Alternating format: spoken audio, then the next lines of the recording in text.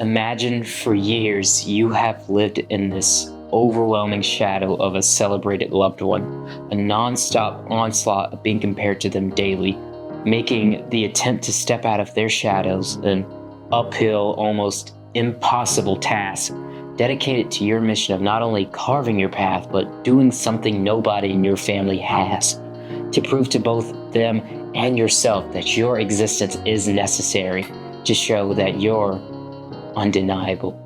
And right before you could, they're no longer around. And instead of completing your goal in spite of them, you shift your attention to doing it for them.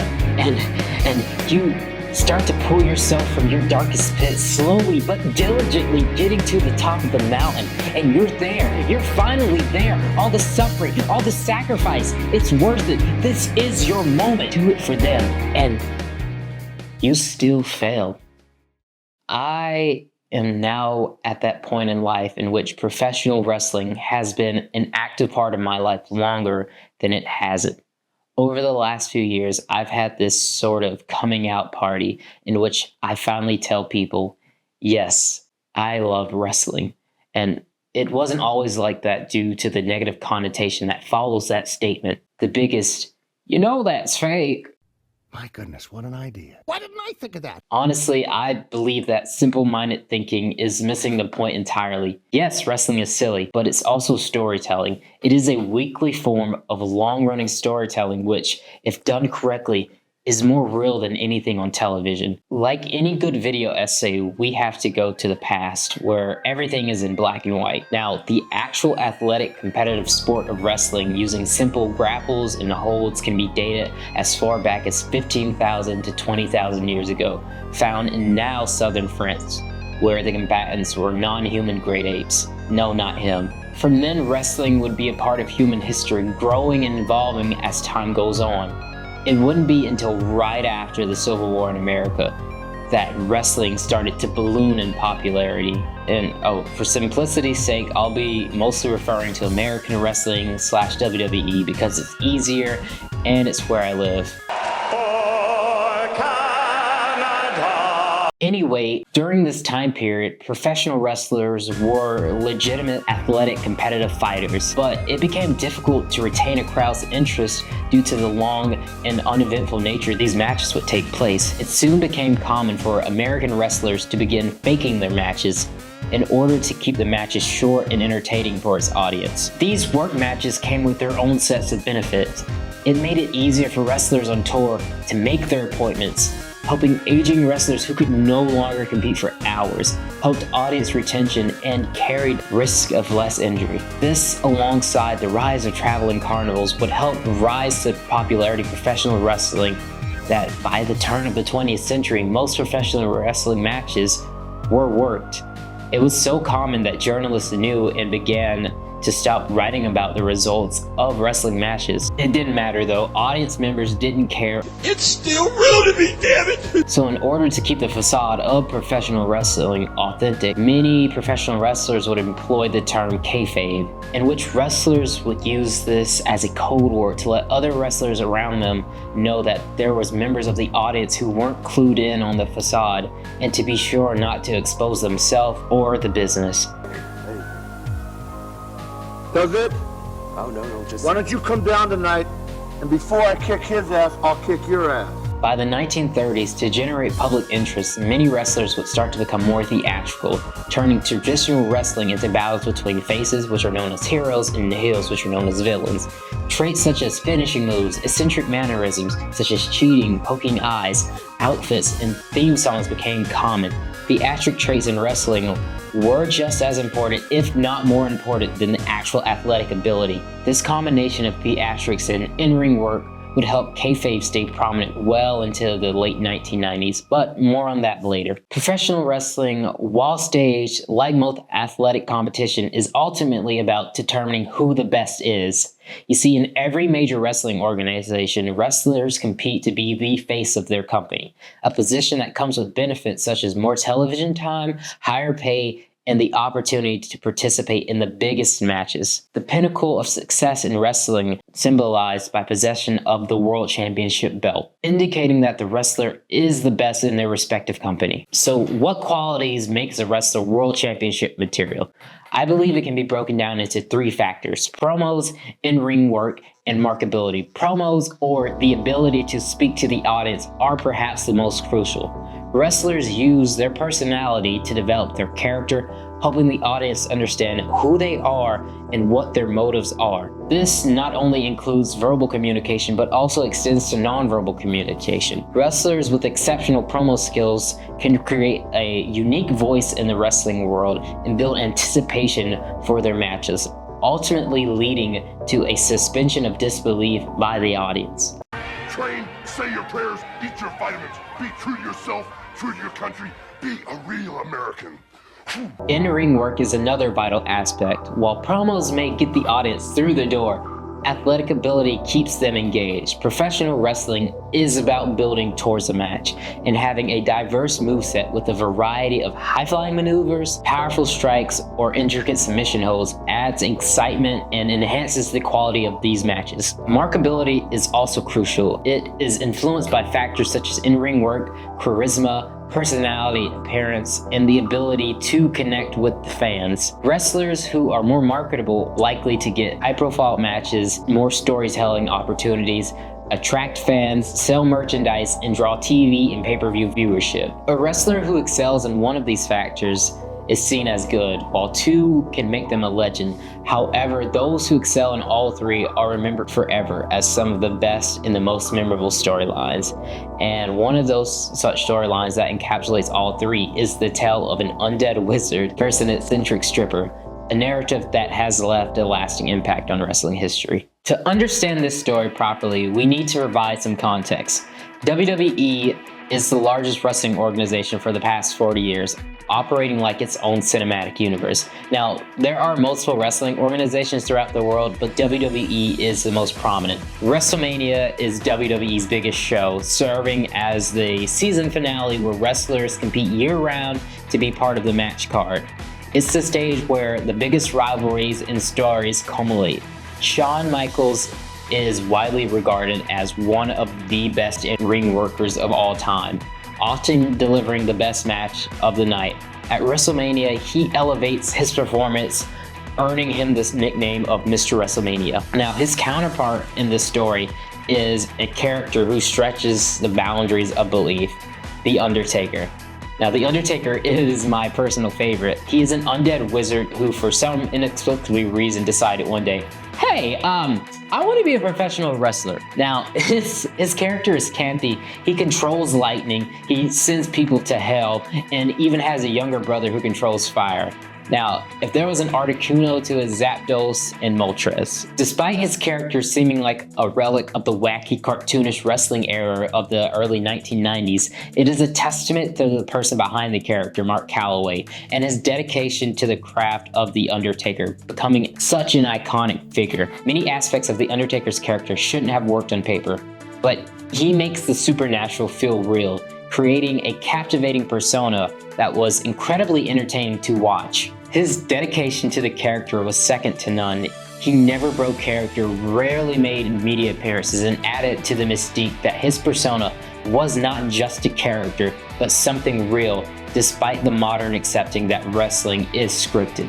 He was one of the few elements in wrestling that people still believe to be authentic. This was not only due to The Undertaker's character work, but also his superb in-ring performance. While not as technically strong as Shawn Michaels, he was a great all-arounder, capable of having fantastic matches with almost anyone. This was emphasized by the streak. Undertaker's undefeated run at WrestleMania. Every year, a new challenger would step up, and every year, Undertaker would emerge victorious. His WrestleMania streak became his magnum opus, with challengers aiming to defeat him to become immortalized. However, the streak remained unbroken, with Undertaker standing tall year after year. And by WrestleMania 25, Undertaker's streak stood at 16 wins and 0 losses, setting the stage for an epic showdown against Shawn Michaels. who was known as Mr. WrestleMania. So you have this clash between the man who's never lost at WrestleMania and the performer who consistently delivers the best matches of the night, which resulted in honestly one of the greatest matches of all time.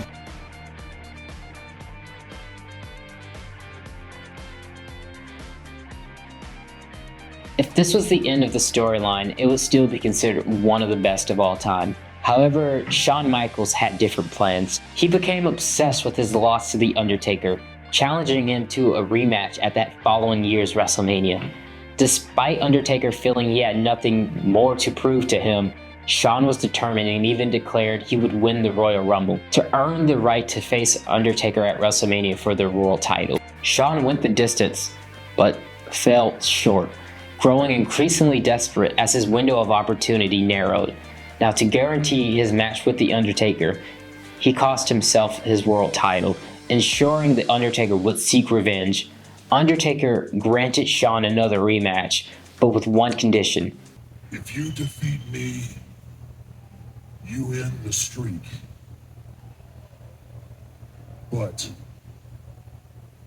if I beat you, your career is over. You don't get it? If I can't beat you at WrestleMania, I have no career. With their stakes at their absolute highest, could Shawn Michaels' obsession overcome The Undertaker's aura?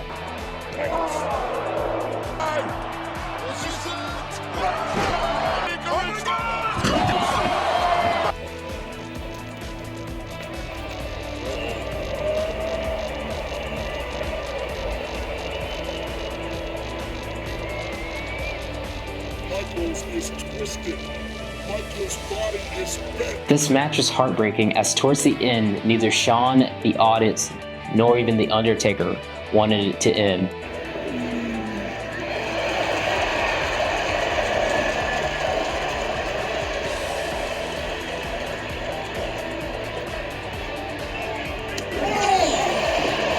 Shawn Michaels is going out. He's going out. He's going out. That look of disbelief on the face of The Undertaker has turned into a look of rage. Tombstone. Here's the cover. The Undertaker's in the I believe this is when wrestling reaches its peak, when you're so invested in a storyline that it doesn't matter if the matches are predetermined. You just want to see how that story plays out, no matter how heartbreaking it may be. When a match can move you to tears, does it really matter if it's real or not? The WrestleMania saga between Undertaker and Shawn Michaels continued with the addition of Triple H, another all-time great, and Shawn's real-life and storyline best friend. Triple H sought revenge on Undertaker for ending Shawn's career prematurely. The two faced off at that following year's WrestleMania in another superb match, which Undertaker won, but ended up collapsing in both real life and in storyline. Triple H acknowledged Undertaker's victory but claimed he had won the war. The following year, Undertaker returned to challenge Triple H, feeling ashamed that despite winning the previous year, he was unable to enjoy the victory. Now, the tables had turned. Triple H initially dismissed Undertaker, but Shawn Michaels' involvement convinced him to accept the rematch. You know that you can't do what your buddy Shawn Michaels couldn't do.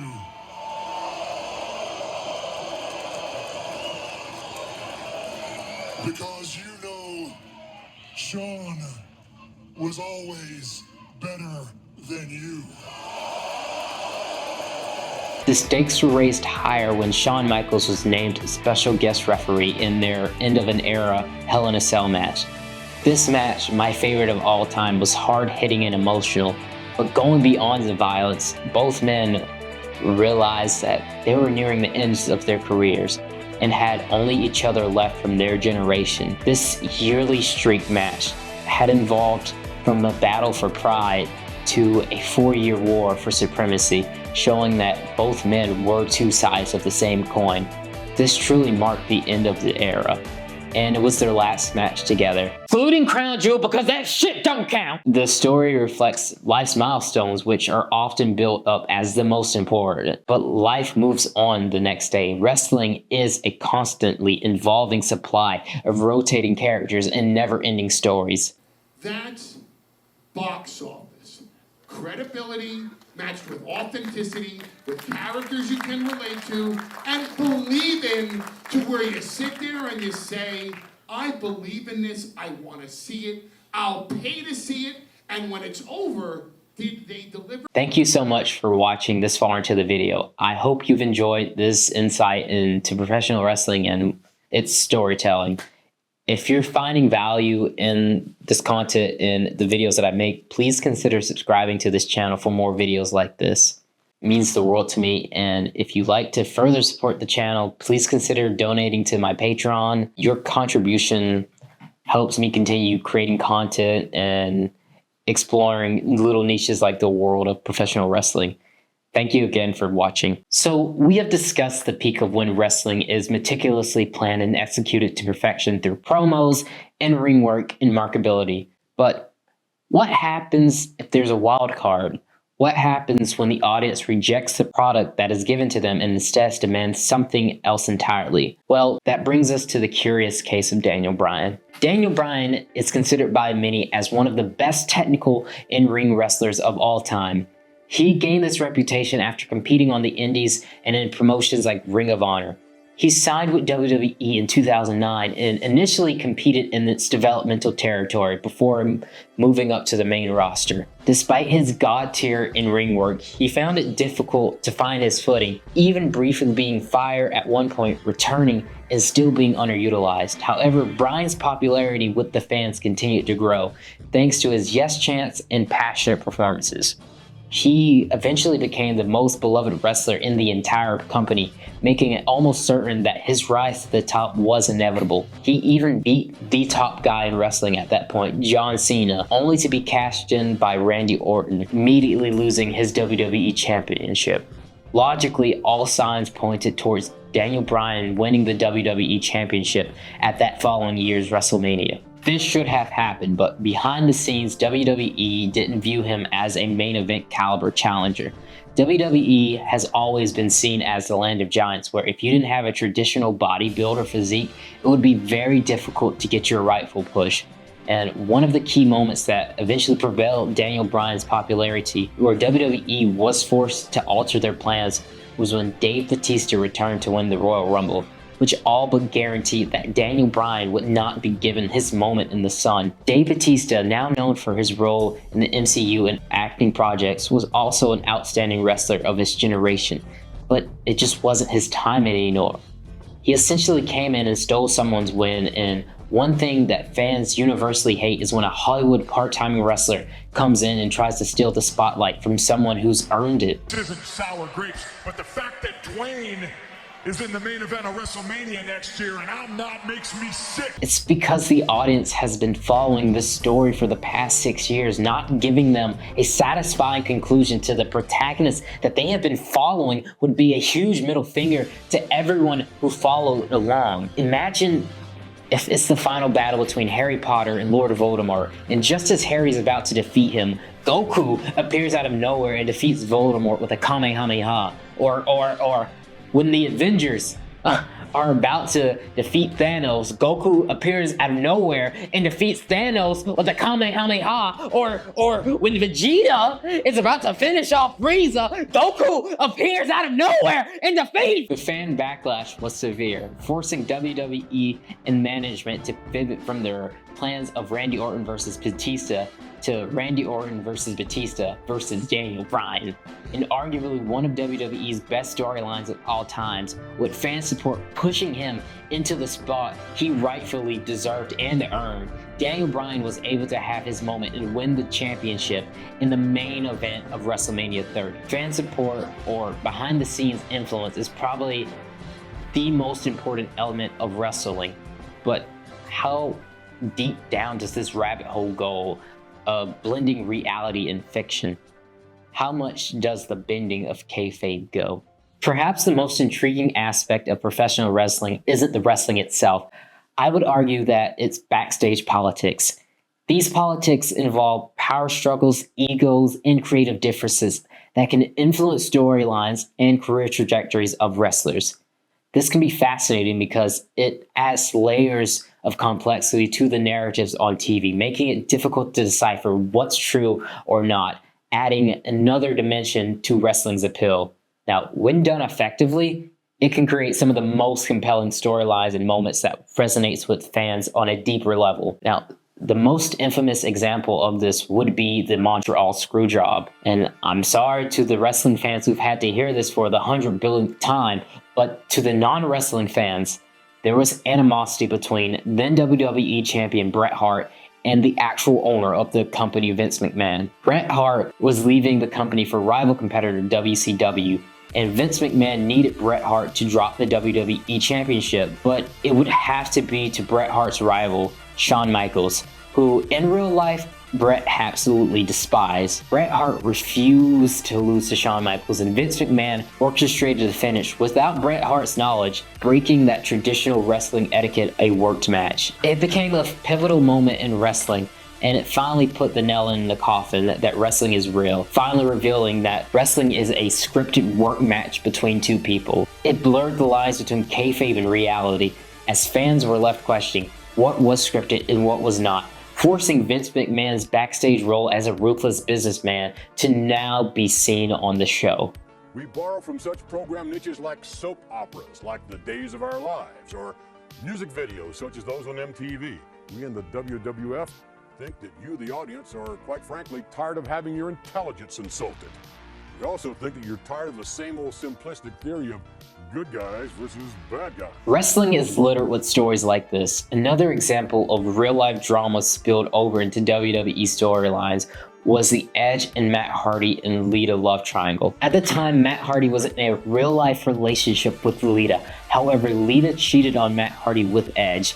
This led to Hardy being released from WWE due to personal issues affecting the performance. Fans were aware of the situation, and WWE decided to incorporate it into a storyline. Fans got to witness the villainous duo of Edge and Lita versus Matt Hardy, which added another layer of realism and emotion to the feud. Also, very dick move, Edge.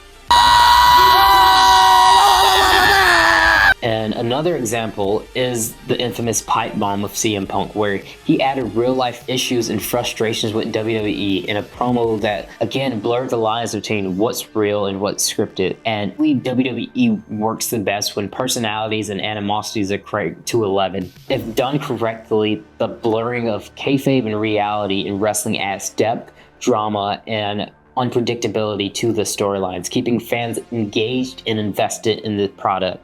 You're probably questioning, so what's the point of telling us all of this information?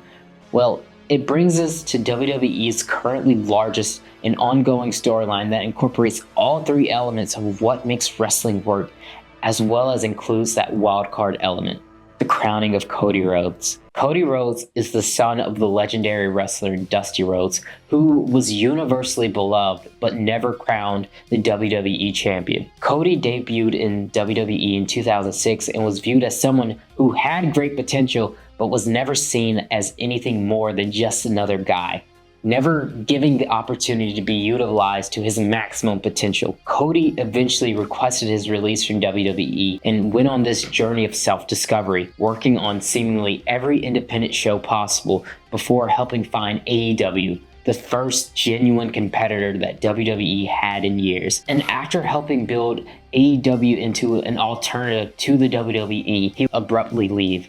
For months, we were left in the suspense of what would Cody do next, with all signs pointing to a return to the WWE. He explained to me the champion's advantage. He said that he had won the match, but because it was by countout, he did not take home the championship belt. What's a boy to do? He's going to bestow it into the hands of the American Dream, Dusty Rhodes, and I would tell him, nobody can take it away from you now. It wasn't just his goal, it was his necessity. He needed to finish his story. Cody would then begin his meteoric rise to the top, taking on all comers and connecting with the crowd in a way that hadn't been seen in years.